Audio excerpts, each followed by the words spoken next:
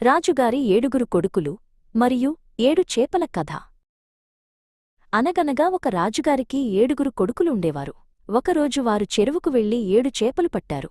వాటిని ఎండబెట్టగా 6 చేపలు బాగా ఎండాయి కాని ఒక చేప మాత్రం అస్సలు ఎండలేదు.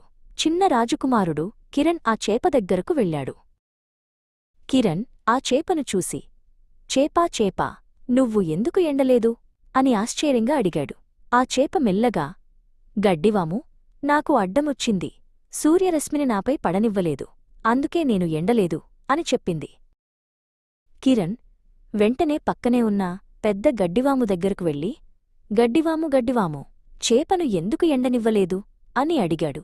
గడ్డివాము నిట్టూరుస్తూ, ఆవు నన్ను మేయలేదు, అందుకే నేను ఇలాగే పెరిగి చేపకు అడ్డమయ్యాను అని అంది.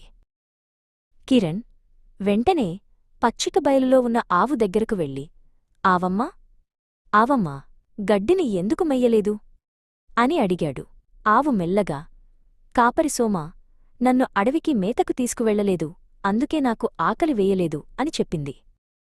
కిరణ్ ఆవులను కాచే సోమ దగ్గరకు వెళ్ళి, సోమా సోమా, ఆవును ఎందుకు మేతకు తీసుకువెళ్లలేదు అని అడిగాడు.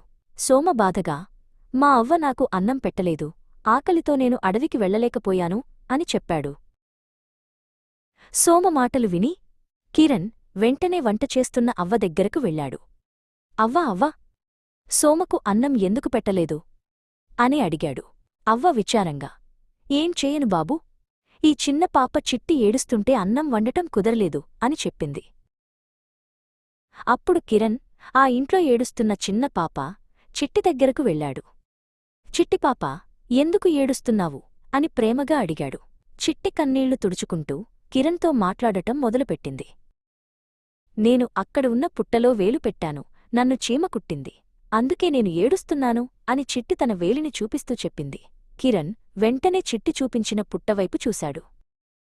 కిరణ్ ఆ చీమ దగ్గరకు వెళ్ళి, చీమా చీమా, చిన్నపాపను ఎందుకు కుట్టావు అని అడిగాడు. అప్పుడు ఆ చీమ తన చిన్న తల పైకెత్తి, నా పుట్టలో వేలుపెడితే కుట్టనా అని గర్వంగా జవాబిచ్చింది. చీమ సమాధానం విని కిరణ్ నవ్వుకున్నాడు. పాప ఏడుపు ఆపింది. అందరూ సంతోషంగా ఉన్నారు. అవ్వ అన్నం పెట్టింది. సోమ ఆవును మేతకు తీసుకెళ్లాడు. ఆవు గడ్డిని మేసింది. చివరకు చేప కూడా బాగా ఎండింది.